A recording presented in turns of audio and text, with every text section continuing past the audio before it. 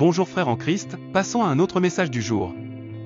Avant cela, aidez-nous en vous abonnant et en aimant cette vidéo et partagez-la également avec un autre frère. Chers frères et sœurs, depuis les débuts de l'humanité, l'idée d'une vie après la mort a intrigué et préoccupé de nombreuses civilisations. Une question qui résonne à travers les siècles est, existe-t-il réellement un lieu de tourment éternel appelé enfer? S'il existe, où se trouve-t-il et quel est son but? Dans cette exploration, nous examinerons à la fois les preuves bibliques et certains récits qui ont fasciné scientifiques et croyants, dans le but de faire la lumière sur l'un des sujets les plus profonds et mystérieux de l'existence humaine. L'histoire connue sous le nom de « Puits de l'enfer » nous ramène à la Russie des années 1970. Le 24 mai 1970, un groupe de scientifiques russes a entrepris un projet sans précédent, forer la Terre jusqu'à 15 km de profondeur pour recueillir des échantillons de la croûte terrestre. Ce projet a été réalisé dans la péninsule de Kola, près de la frontière avec la Norvège, et l'objectif était clair, mieux comprendre la structure de la Terre et les secrets enfouis sous sa surface. Après 9 ans de travail continu, les scientifiques ont battu le record de profondeur en forage terrestre, atteignant plus de 9 km, ce qui a fait de ce puits le plus profond du monde à l'époque. Cependant, en 1983, le projet a subi un grand revers lorsqu'un effondrement s'est produit à 7 km de profondeur, retardant les travaux pendant plusieurs années. Malgré les difficultés, la détermination de l'équipe a été remarquable, et en 1992, ils ont réussi à atteindre la profondeur de 12 km, un exploit jamais réalisé auparavant. Cependant, les températures extrêmes, qui dépassaient les 180 degrés Celsius, ont rendu impossible la poursuite du forage, et le projet a été définitivement abandonné. Bien que cet exploit scientifique ait été impressionnant, ce qui a transformé cette histoire en légende, c'est ce qui aurait suivi. Selon le récit, les scientifiques ont placé des microphones ultrasensibles dans le puits pour capter des sons provenant des profondeurs de la Terre. Ce qu'ils ont entendu était terrifiant, des sons ressemblant à des cris humains de souffrance et de douleur, comme si des milliers d'âmes criaient depuis les entrailles de la Terre. Ces bruits n'ont été enregistrés que quelques secondes avant que les microphones ne fondent à cause de la chaleur extrême. L'enregistrement de ces cris a laissé les scientifiques perplexes. On raconte que beaucoup d'entre eux, qui étaient athées, ont commencé à repenser leurs croyances, certains allant jusqu'à conclure que l'enfer, qu'ils considéraient autrefois comme un mythe religieux, pourrait être réel. Le puits aurait été scellé, car ils craignaient que quelque chose de sombre ne puisse émerger de ces profondeurs insondables. Pour les chrétiens, l'idée de l'enfer n'est pas seulement une légende ou un mythe, c'est une doctrine centrale de la foi. Les Écritures parlent clairement de son existence et de sa nature. Dans l'évangile de Luc, chapitre 16, on trouve l'histoire du riche et de Lazare.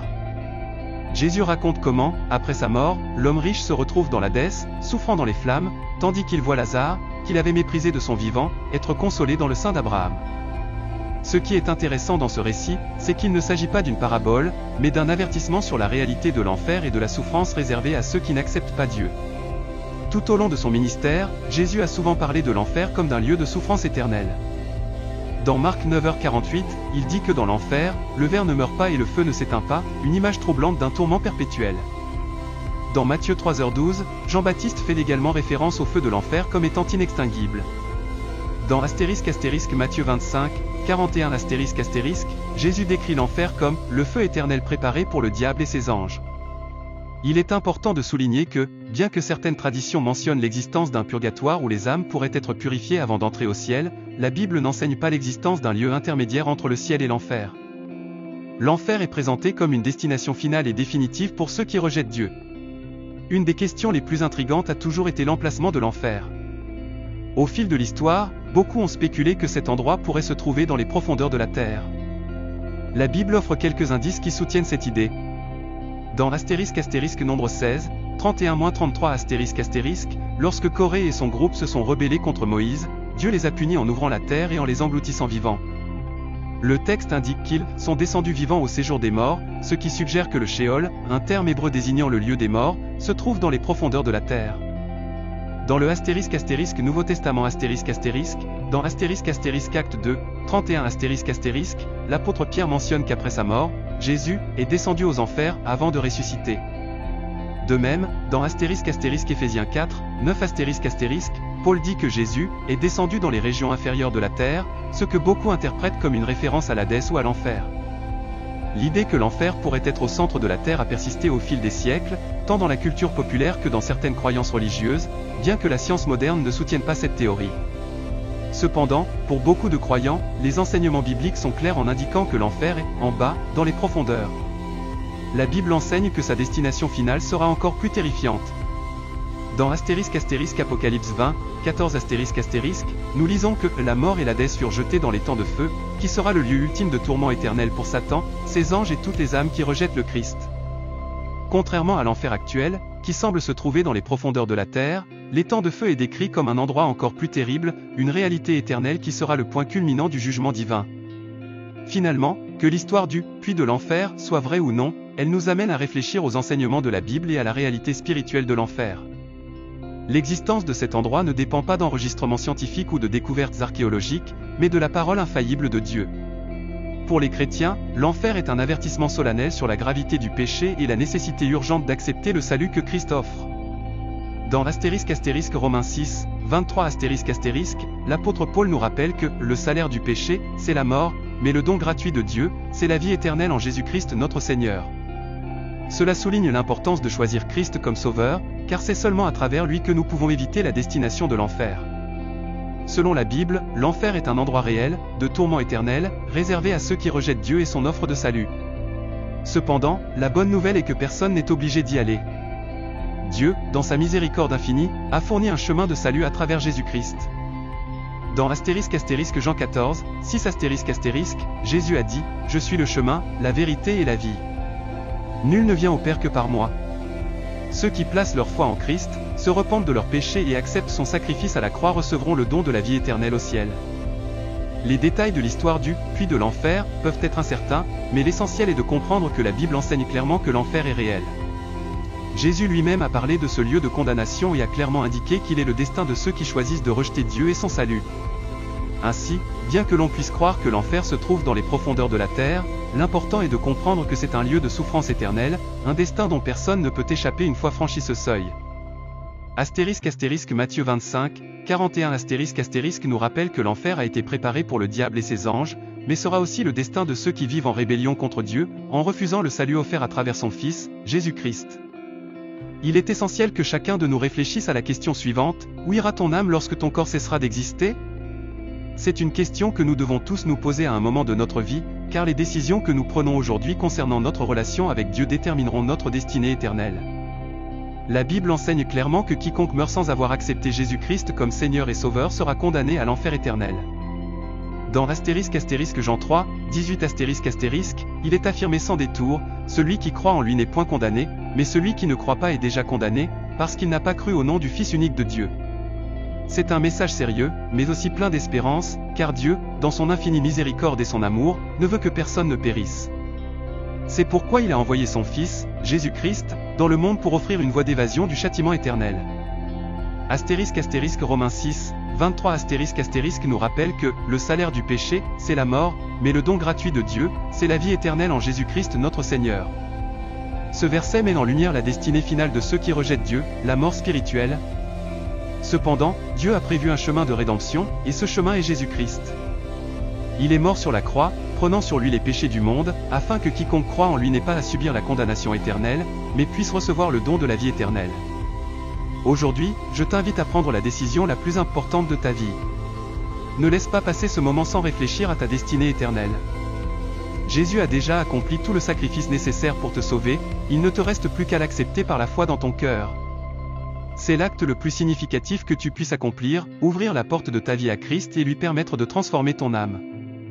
Si tu n'as pas encore donné ta vie à Christ, je t'invite à faire cette prière avec foi et sincérité. Seigneur Jésus, je reconnais que je suis pécheur et que j'ai vécu loin de toi. Je me repens de mes péchés et je crois que tu es mort sur la croix pour moi, afin de me donner le salut. Je t'accepte comme mon Seigneur et Sauveur.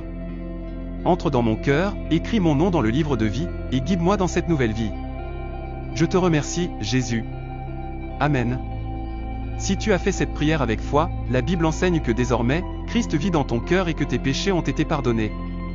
2 Corinthiens 5, 17 nous rappelle, si quelqu'un est en Christ, il est une nouvelle créature. Les choses anciennes sont passées, voici, toutes choses sont devenues nouvelles. Si aujourd'hui tu as choisi de suivre Christ, je te félicite. Tu as pris la décision la plus importante de ta vie, en choisissant la vie éternelle. Mais ce n'est que le début d'un merveilleux parcours spirituel. Maintenant que tu as accepté Jésus comme ton Seigneur et Sauveur, je t'encourage à continuer de grandir dans ta foi et à renforcer ta relation avec Dieu. Tout d'abord, prie quotidiennement. La prière est la façon dont nous parlons à Dieu. À travers elle, tu peux lui exprimer tes pensées, tes problèmes et ta gratitude. Tu n'as pas besoin de mots compliqués, parle-lui simplement comme à un ami proche. Il est toujours prêt à t'écouter. Deuxièmement, lis la Bible. La Bible est la parole de Dieu, et en elle, tu trouveras sagesse, réconfort et direction pour ta vie. Commence par le Nouveau Testament, en particulier les évangiles de Matthieu, Marc, Luc et Jean, pour en apprendre davantage sur la vie et les enseignements de Jésus. Troisièmement, trouve une église. Il est important de te joindre à une communauté de croyants où tu pourras grandir dans ta foi, recevoir des enseignements bibliques et louer Dieu avec d'autres. Une église qui prêche la Bible t'aidera à te fortifier dans ta marche avec Christ. Quatrièmement, partage ta foi. Ne garde pas cette bonne nouvelle pour toi seul, partage ton témoignage avec les autres et raconte-leur ce que Dieu a fait dans ta vie. Le monde a besoin d'entendre le message d'espérance et de salut que tu as reçu. Enfin, il est important de se rappeler que l'enfer n'est pas seulement la destinée finale des âmes humaines qui rejettent Dieu, mais aussi d'un groupe particulier d'êtres spirituels, les anges déchus. Ces êtres, qui ont un jour été en présence de Dieu, se sont rebellés et en conséquence, ont été condamnés à l'obscurité éternelle. Bien que ce sujet soit moins abordé dans les enseignements courants, il revêt une grande importance pour comprendre le jugement divin et le châtiment éternel. La rébellion des êtres célestes inclut également les anges déchus, dont l'insurrection a commencé avec Lucifer, un puissant ange qui occupait une position importante dans la hiérarchie céleste. Dans Ézéchiel 28, 12-17 Lucifer est décrit comme un être plein de beauté, de sagesse et de splendeur, mais son orgueil l'a aveuglé, et au lieu de se soumettre à la volonté de Dieu, il a choisi de se rebeller. Il a voulu usurper le trône divin et régner par lui-même. Cet acte de désobéissance est décrit dans Isaïe 14, 12-15 où Lucifer dit en son cœur, « Je monterai au ciel, j'élèverai mon trône au-dessus des étoiles de Dieu, je serai semblable au Très-Haut. » Ce désir de s'égaler à Dieu a conduit à sa chute. Apocalypse 12, 4 suggère qu'un tiers des anges se sont joints à Lucifer dans cette rébellion, devenant ainsi les anges déchus, plus tard connus sous le nom de démons. Ces anges, avec Lucifer, furent expulsés du ciel et ont perdu leur place dans la présence de Dieu. Bien que beaucoup de ces anges déchus errent dans le royaume spirituel, provoquant des tentations et des conflits parmi les humains, leur destin final est lié à l'enfer. Dans Matthieu 25, 41 il est dit que l'enfer a été initialement préparé pour le diable et ses anges. Cela montre que ce lieu de tourment n'a pas été créé pour les êtres humains, mais comme châtiment pour les anges désobéissants. Dans 2 Pierre 2, 4 il est mentionné que Dieu n'a pas épargné les anges qui ont péché, mais les a précipités dans l'enfer, les livrant à des chaînes de ténèbres jusqu'au jugement. Cela indique que les anges déchus subissent déjà un jugement partiel, vivant dans le tourment et l'obscurité, en attendant le jugement final mentionné dans Apocalypse 20, 10 où Satan et ses anges seront jetés dans le lac de feu, où ils seront tourmentés pour l'éternité. Un aspect intrigant de la rébellion des anges déchus est leur relation avec les Néphilim, mentionné dans Genèse 6 Ce passage fait référence aux « fils de Dieu », que l'on croit être des anges déchus, qui prirent pour épouse les filles des hommes, créant une race hybride de géants connus sous le nom de Néphilim. Bien que ce sujet soit énigmatique et sujet à diverses interprétations, il est compris que ces anges ont poussé leur rébellion encore plus loin en interférant avec la création humaine, franchissant les limites établies par Dieu. Dans Jude 1, 6 il est mentionné que les anges qui n'ont pas gardé leur dignité et ont quitté leur demeure céleste ont été confinés dans des chaînes éternelles, dans les ténèbres, en attendant le jugement du grand jour. Cela suggère que les anges déchus ayant commis ce péché ont été emprisonnés dans un lieu spécial de tourment en enfer, où ils attendent le jugement final. Ce récit de la rébellion des anges déchus et des Néphilim est un avertissement sur les limites que Dieu a établies pour sa création et les graves conséquences de violer cet ordre. Les êtres spirituels comme les humains qui désobéissent à Dieu encourent des châtiments sévères. Dans ce cas, l'enfer est le destin final à la fois pour les anges déchus et pour ceux qui rejettent la grâce divine. Le sort de ces anges déchus est un rappel solennel pour l'humanité. Si des êtres célestes qui ont été en présence de Dieu ont été condamnés pour leur rébellion, combien plus le seront ceux qui rejettent le salut offert par Jésus-Christ ? Hébreux 2, 3 nous avertit, comment échapperons-nous, si nous négligeons un si grand salut ? Le jugement de Dieu est juste et impartial, et anges comme humains devront rendre des comptes devant lui. La bonne nouvelle est que les êtres humains ont encore l'opportunité d'échapper au destin de l'enfer.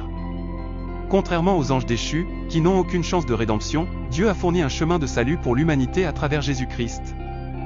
1 Timothée 2, 5-6 nous rappelle qu'il y a un seul Dieu et un seul médiateur entre Dieu et les hommes, Jésus-Christ, qui s'est donné lui-même en rançon pour tous. C'est là le cœur de l'Évangile, Christ est mort pour nos péchés afin que nous n'ayons pas à subir le destin réservé au diable et à ses anges. L'enfer est un lieu réel, mais il en est de même pour le paradis, et la décision d'accepter Jésus comme notre Sauveur détermine notre destin éternel. Pour conclure ce message, je t'invite à réfléchir profondément sur ta vie et ton destin éternel. Si tu as accepté Christ aujourd'hui, félicitations de tout cœur. Tu as entamé une nouvelle vie, une vie pleine de buts, d'espoir et d'amour en Jésus-Christ. Si cette vidéo t'a été une bénédiction, je t'invite à mettre un j'aime et à la partager avec quelqu'un qui a besoin d'entendre ce message d'espoir. De plus, je te laisse 2 autres vidéos à l'écran qui te seront d'une grande aide. Dans l'une d'elles, je parle de ce qui est arrivé à l'esprit de Jésus pendant les 3 jours où son corps est resté dans le tombeau, abordant des sujets comme l'Hadès, le Shéol et le sein d'Abraham, révélant des enseignements bibliques profonds sur la vie après la mort. Un gros câlin, et que Dieu te bénisse abondamment. Amen.